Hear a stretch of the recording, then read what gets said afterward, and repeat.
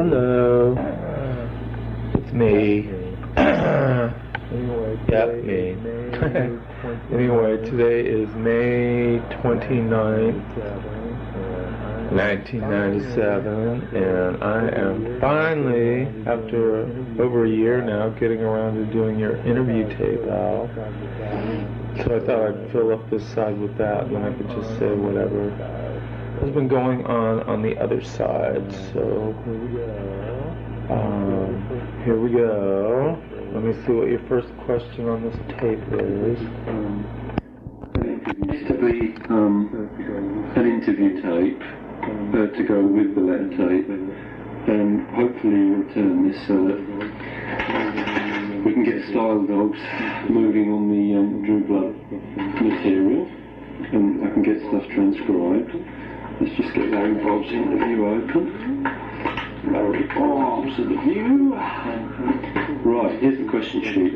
I'm going to probably be looking at a few other things and adding to the questions that I've got written out as well, etc. Question number one is... Number one. Question one.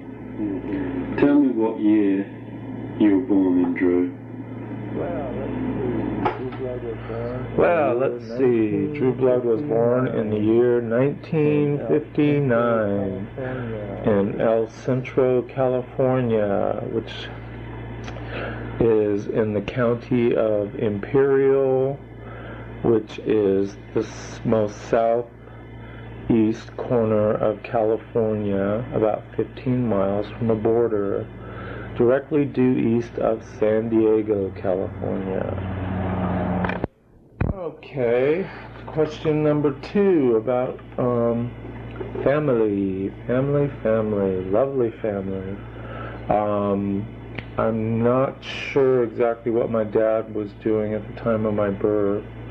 I think he was working for a company called Imperial Hardware. He would have been a hardware salesman. He had always been a pilot and real into flying, and was real disappointed when he was diagnosed with having tuberculosis during World War II, and he spent most of the war in a sanitarium, where they have people with tuberculosis. Then it turned out he didn't. It was just scar tissue on his lungs. So that always ate at him all throughout his life, and it was probably a main reason why he was turned to drinking. But I guess at the time of my birth, he wasn't much of a drinker.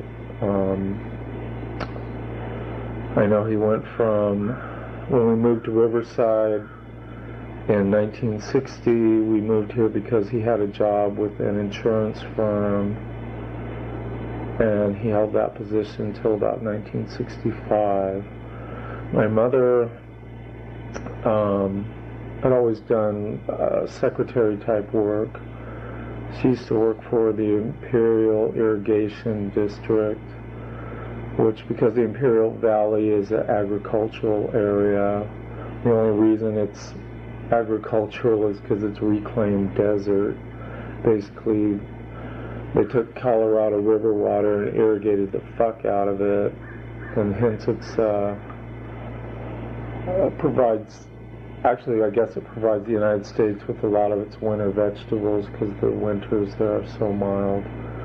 But anyway, she worked for the irrigation company, and I guess she had some jobs in the aerospace industry after we moved to Riverside, because I remember, it must have been around 65, going with my dad to pick her up. So us kids from probably a very early age were left in the care of sitters and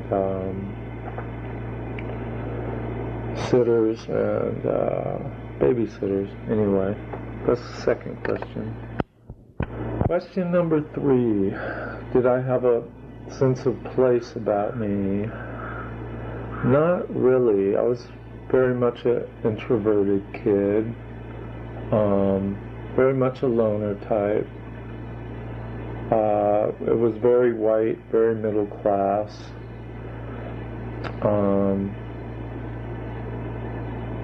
I found things to amuse myself a lot, anywhere from making little dolls and little things to reading. I guess I was diagnosed educationally handicapped. I think I must have been around 6 or 7 when I started getting into special classes, and for some reason reading just really captured my brain, and I read a lot of my mom used to belong to some scholastic book club, and I got like all the Dr. Seuss books, The Cat in the Hat, all that stuff. And I would spend hours in the bathroom for some reason reading.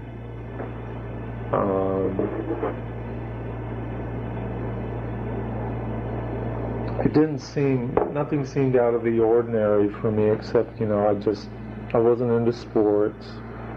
I wasn't into a lot of those typical things. I remember very early on, like 5 years old, I had a crush on this boy who lived across the street, and we would rub each other's weenies and stuff like that.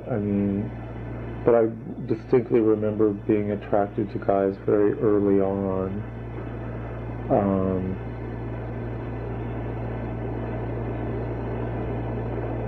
I don't know, that's a hard question, because things come up selectively, about childhood and stuff.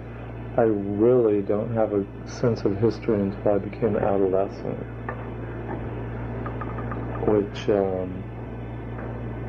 involved a lot of sexual outpourings on my part, when I definitely discovered I was gay, and going to Laguna Beach every weekend, I learned how to cruise. Also, at that same, during that same period, I first started getting into drugs such as pot and LSD, and that opened up a whole new thing. And rock and roll music.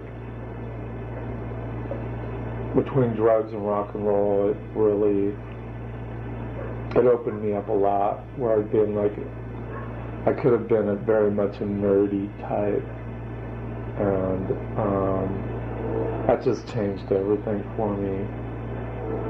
I started hanging around with what I thought were cool people at school and stuff, and smoking cigarettes, and drinking occasionally when I could. And all that just seemed to like open up this door of endless possibilities, and creativity started to raise its head in me, and mostly in the form of, at that time, working in ceramics, doing pottery and things, which was very hippie-ish.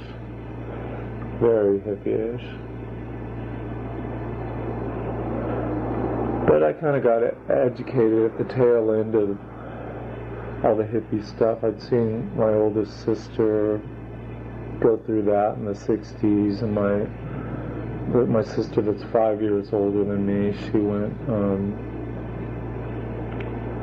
through that was still going on in the early 70s, and so I kind of inherited a little bit of that. But when punk came around, that totally blew it all to hell. I just went, fuck it. This is like crap. These are like old people. Now it's my, felt like it's my turn now. My generation is making things. Everything had not already been done.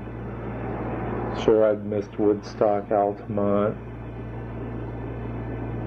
but I went to some really horrible large rock concerts. That when I think about it in retrospect, how could I have allowed myself to be crammed into stadiums fucking fields for Cal Jam 2 to see Aerosmith, Ted Nugent, and Santana. Ugh, I just shudder to think about that part. Anyway, let's go to the next question. Okay, question number 3 about the kid across the street. You know, somewhere I've got a letter from him after he moved away. And you know what's funny? Something in my mind says he was like of an English heritage. I'm not sure about that. I think his name was Dave or Davy. And I'm not sure if he was English or not. But we were really tight. And we used to... these are my earliest sexual experiences that I remember. My oldest sister was in high school, and we used to go up to the end of the block to wait for her. And the people up at the end of the block had a camper shell in their front driveway with bushes around it and stuff. And we used to go behind there where I'd take it we couldn't be seen by anybody. I don't know. Maybe some old codger was getting his rocks off watching 5-year-olds playing with their weenies. Anyway, we'd play this game called Kidnapper, where either I'd be kidnapped or he'd be kidnapped, and we'd pretend to be tied up.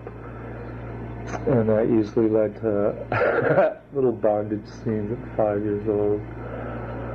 That would lead to us rubbing our weenies together. And I just remember feeling incredibly turned on by that. You know, must have had a tiny prick then, but anyway, it was a turn on. And I do remember another guy, maybe his name was Frank, I don't know. He must have been around the first grade. I never did anything sexually with him, but he would rock me to the end of my block. It was almost like this after-school dating ritual where he'd walk me home and I'd feel okay and go home. And the only other sexual memory I have of that time period was when I guess it would be called molestation. This kid that was about maybe 12 that lived up the block. I must have been about 5 or 6. Even though I'd willingly played with, with the kid across the street. This guy, it was on the side of our house. I forget how. He asked me to come back there or something and pulled his dick out and had me all touching it and I guess jerking him off. I didn't know what that was then, but I distinctly remember we had this black lady that was a domestic help to my mother. In fact, I must not have been farmed out too early to like sitters, because I remember her being there a lot. But I remember her calling my name when I was with this guy, and he like told me to not tell anybody or he'd kill me. And I never really thought much about that. And about my behavior, I do remember, by the time I guess I was 7 maybe, there was a sitter, a lady that lived a few houses down from ours that babysat all the neighborhood kids after school. And I remember one of my favorite TV programs was Lost in Space, and I always wanted to play the girl in it, so I would either use a mop or for hair or tie like a tea towel or something around my head so it felt like long flowing hair behind me, And I would always play the girl. I always wanted to play the girl. in any of the games and stuff. Never wanted to be the man.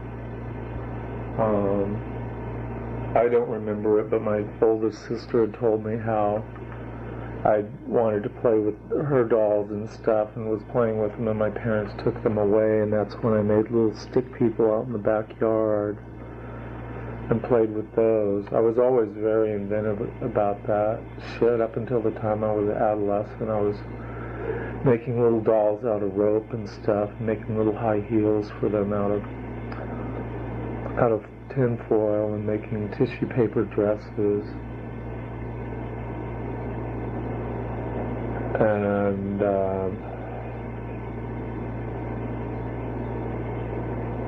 that's a trip thinking about that.